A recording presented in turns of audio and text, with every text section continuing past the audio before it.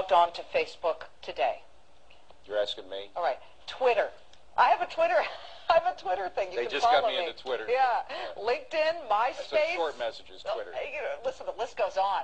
Networking, social networking sites are skyrocketing, and corporations are definitely taking notice. Yeah, and the question is, how do you make money from it? Advertisers are now targeting this new medium in droves. Here with more from Detroit, the head of social media at Ford Motor Company, Scott Monty, and from Orlando, the CEO of KiwiBox.com, Michael Howard. Good to see you both, gentlemen. Thanks for coming in. Scott, first to you, because I was amused to see that Alan Mulally is actually getting involved in Twitter. You've got him involved in some of these new networking techniques. How did you do that? That's right. Well, if you know Alan Mulally, and I know he's been on the show a number of times, he's just a gregarious, outgoing kind of a guy. And he was coming out of a media scrum one day at a media event, and I said, "Hey, Alan, you want to take some questions on Twitter?" And he goes, "What's Twitter?" And exactly. I told him very briefly, and he goes, "Yeah, let's do it, let's do it." And I had people, real people, just across the country, asking questions directly to the CEO of Ford, and he was answering them directly. Well, that's amazing, and I think that it's a smart way of doing business at this point if you know how many people you can reach through things like Facebook and Twitter. But let me bring in KiwiBox's Michael Howard. Michael, your own business, let's talk about how it fits into the picture and how you can explain and show people how to make money involving KiwiBox. Yeah, I think it's a three-prong approach that we've been, I think, great at KiwiBox over the last 9 years at implementing. I think, number one, marketers and brands need to look for a social network that either targets a specific niche demographic or has content directly in line with their product.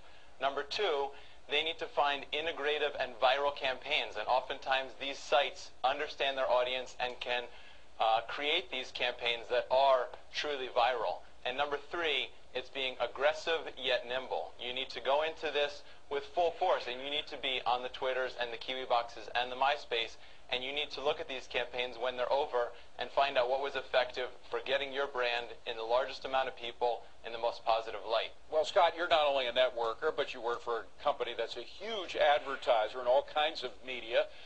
What about this medium? We hear the potential that it has and that there is more advertising money flowing towards networking, but it still only adds up to, I think, 8% was the last figure that I heard of the total advertising. So it's still got a long way to go, doesn't it? It does, and you know, we're not interested in advertising on social networks. We're interested in getting in there and interacting with people. Right. You know, now more than ever that people can self-publish and can, you know, put up their own content and be their own publishing houses. They have a voice and they expect to be heard. And when a large corporation pays attention to them and actually starts conversing with them, it really lifts the lights for a lot of people and says, wow, Ford is actually paying attention.